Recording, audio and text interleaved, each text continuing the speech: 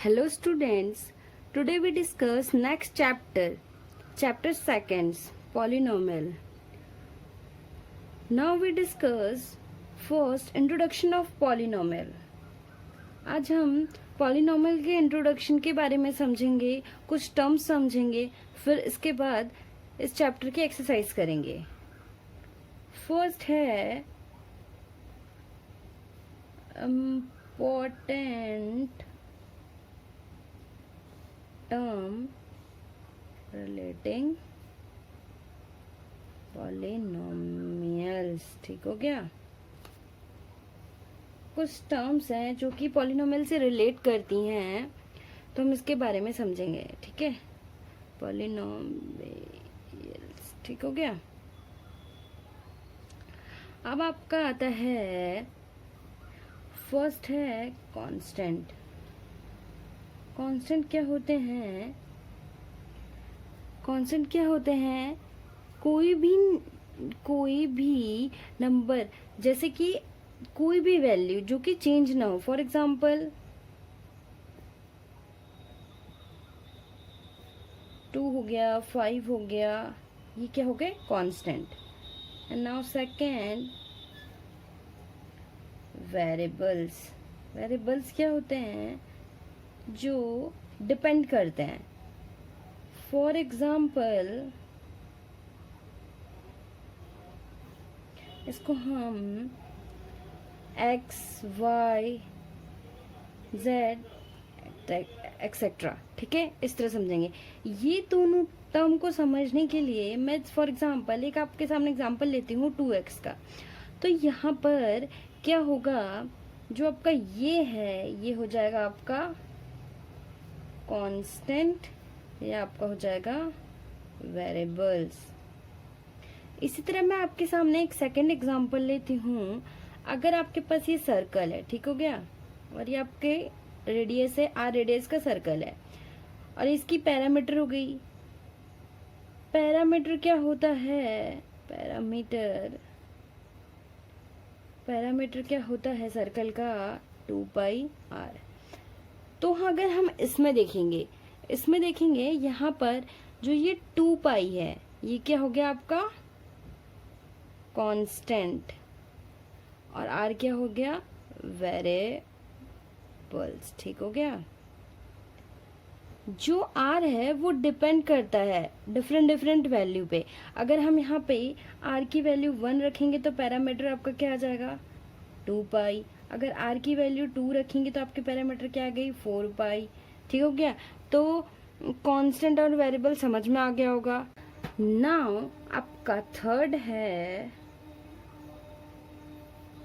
Algebraic expression. आपका algebraic expression क्या होता है? Combination of a constant and variables connected by same or all of the operations. ठीक है, प्लस नेगेटिव. ठीक है. अगर आपके कांस्टेंट एंड वेरिएबल्स कनेक्टेड हो by the operation plus minus, कोई भी ऑपरेशन हो सकता है, उससे कनेक्टेड हो, तो आपका क्या हो जाएगा? Algebraic expression. फॉर एग्जांपल जैसे 2x है, 2x square plus 5x plus 6, ये आपका अलजेब्रिक एक्सप्रेशन हो गया. ठीक हो गया. एंड सेकेंड 2x प्लस 1, यह आपका अलजेब्रिक एक्सप्रेशन हो गया. ठीक है. नाउ नेक्स्ट है पॉलिनोमियल. What is polynomial? ठीक है. पॉलिनोमियल क्या होता है? Algebraic expression in which the variables involved have any non-negative integral powers is called polynomial. A algebraic expression in which the variables involved have any non-negative integral powers is called a polynomial. ठीक है, for example,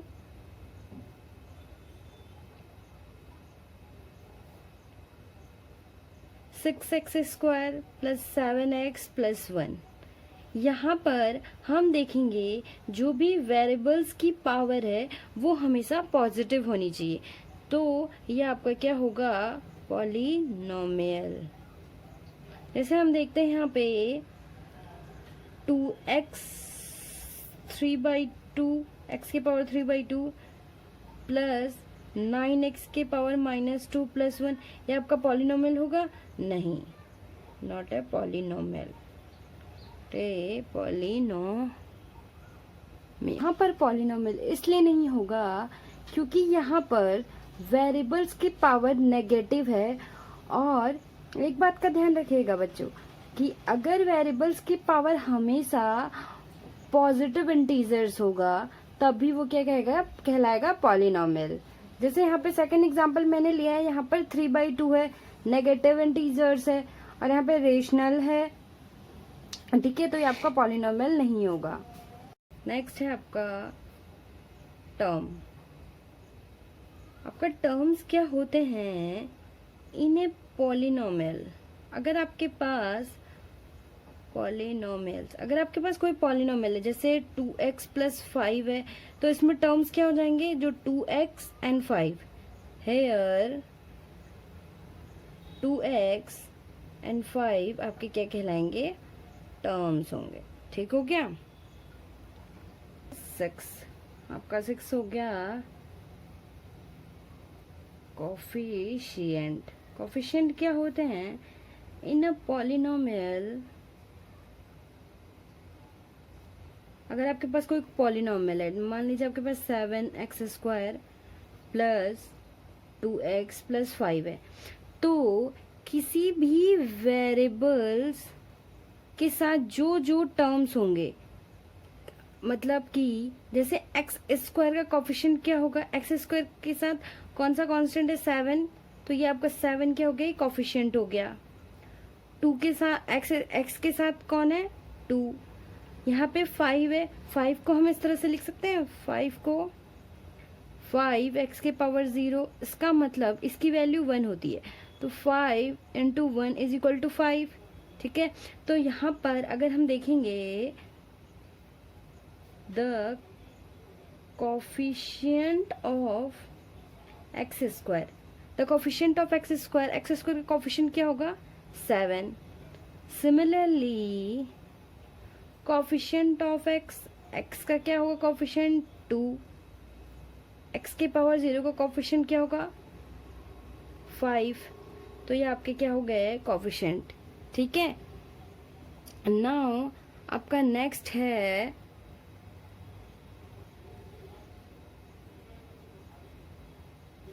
degree of a polynomial.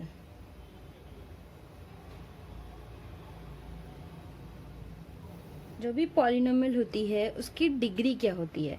ठीक है, the highest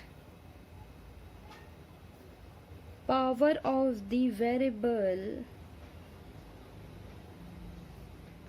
is called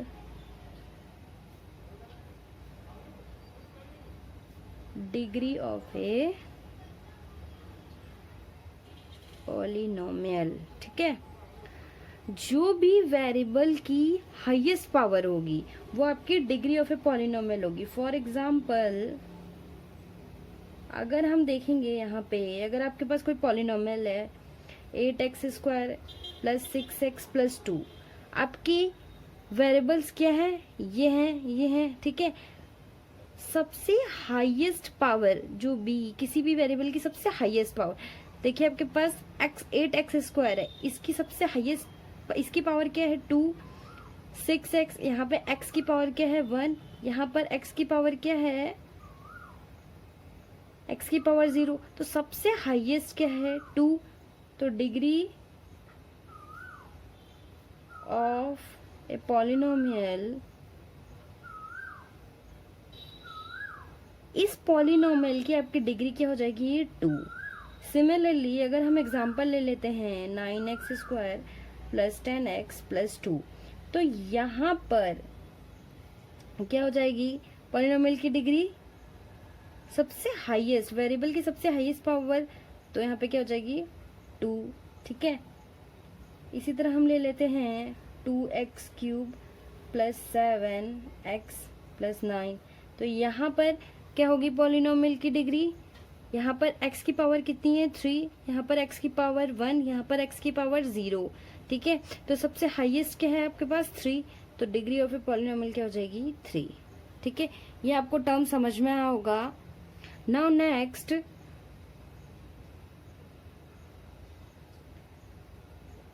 classification of a polynomial, classification of a polynomials in the basis of degree and terms।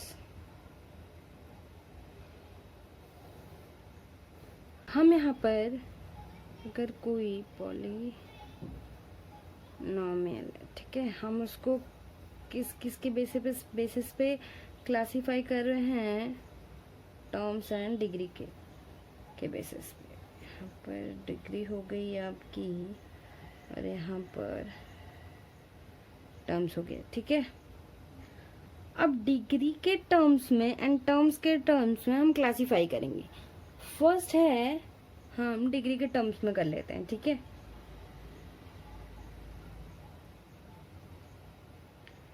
First आपका हो जाएगा linear and second हो जाएगा आपका quadratic and next third cubic, fourth by quadratic, ठीक हो गया। उसी तरह हम टर्म्स का क्लासिफाई करेंगे, तो टर्म्स आपके पास क्या क्या हो जाएंगे, मोनोमियल, बाइनोमियल, ट्राइनोमियल, ठीक हो गया। ये आपके क्लासिफिकेशन हो गए in the basis of degree and terms. Now अब हम इसको डिस्कस करते हैं, ठीक है। अब हम इसको समझ लेते हैं, ठीक है। फर्स्ट हम डिग्री को समझते हैं, डिग्री की क्लासिफिकेशन को, फिर टर्म्स के क्लासिफिकेशन को समझेंगे, ठीक है। फर्स्ट है आपका लीनियर।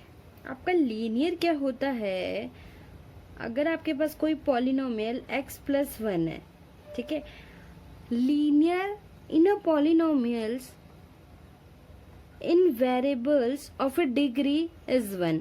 अगर किसी वेरिएबल्स की डिग्री 1 होगी, ठीक है, सबसे हाईएस्ट, मतलब कि किसी पॉलिनोमियल में सबसे हाईएस्ट डिग्री 1 होनी चाहिए, ठीक है, तो आपका क्या होगा लीनियर।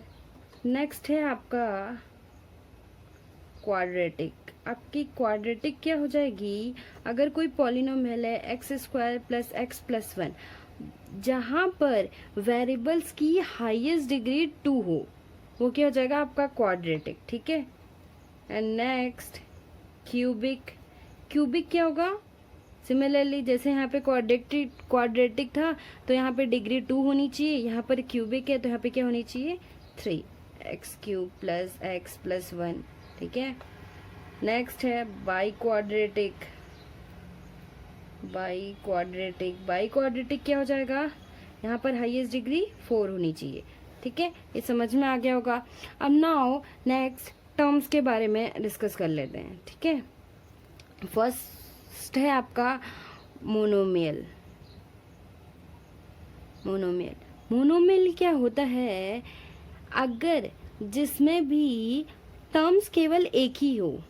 ठीक है, फॉर एग्जाम्पल अगर आपके पास 5 है, x है, 3/2y है, यहाँ पर क्या है, टर्म्स केवल सिंगल है, केवल एक ही है, तो आपका क्या हो जाएगा, मोनोमियल। उसी तरह बाइनोमियल क्या हो जाएगा, जहाँ पर आपके 2 टर्म्स हो, 5x + 2, 6x + 9, तो ये आपका क्या हो जाएगा, बाइनोमियल। नेक्स्ट है trinomial. Try it means 3 terms होनी चाहिए, 5x² + 9x + 6।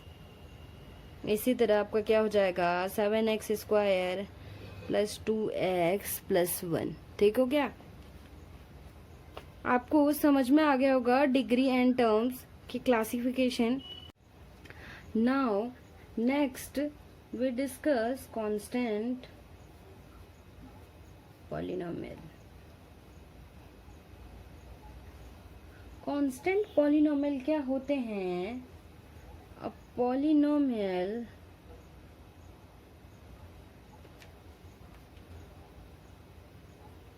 containing one term only, consisting a constant term। मैंने आपको पहले कांस्टेंट बताया था। ठीक है, कांस्टेंट क्या होता है, ठीक है, जिसकी वैल्यू चेंज नहीं होती है। ठीक हो गया, तो वो आपका क्या हो जाएगा, जो a polynomial containing one term only consisting a constant term is called constant polynomial. ठीक हो गया, अगर आपका कांस्टेंट टर्म, अगर केवल एक ही किसी भी पॉलिनोमियल केवल एक ही टर्म कंसिस्ट कर रहा है जो कि कांस्टेंट टर्म हो, वो आपका कांस्टेंट पॉलिनोमियल कहलाएगा। For example 5, 2, 10 etcetera. ठीक हो गया, now next discuss zero polynomial.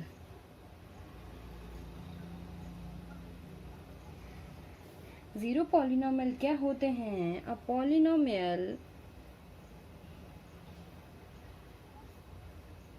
consisting of one term, namely 0। ठीक हो गया, a polynomial consisting of one terms namely 0। It means कि कोई भी पॉलिनोमियल है जिसमें केवल एक ही टर्म कंटेन कर रहा हो जो कि केवल 0 हो। फॉर एग्जाम्पल जैसे ये 0 हो गया। ठीक हो गया, जैसे यहाँ पर हम एग्जाम्पल लेते हैं 5x² + 2x + 3। ठीक है, यहाँ पर हमारे ऑल टर्म 0 होना चाहिए, मतलब कि ये टर्म भी 0 होना चाहिए, ये टर्म भी 0 होना चाहिए, ये टर्म भी 0 होना चाहिए। ठीक हो गया, बोल ही यही रहा है कि केवल एक ही टर्म कंटेन करेगा और वो भी क्या करे, कौन सा करेगा, केवल 0 करेगा। तो इसका मतलब है अगर हमने ये एग्जांपल लिया, अगर ये ऑल टर्म 0 हो गए तो केवल कंटेन कर रहा है 0, तो आपका क्या हो गया, जीरो पॉलिनोमियल। ठीक है, आई होप आपको आज का लेक्चर समझ में आया होगा और सारे टॉपिक्स भी अच्छे से समझ में आए होंगे पॉलिनोमियल्स के। कोई भी आपको प्रॉब्लम होगी तो आप ज़रूर कमेंट सेक्शन में कमेंट करिएगा, then I will tell you. Okay, thank you so much.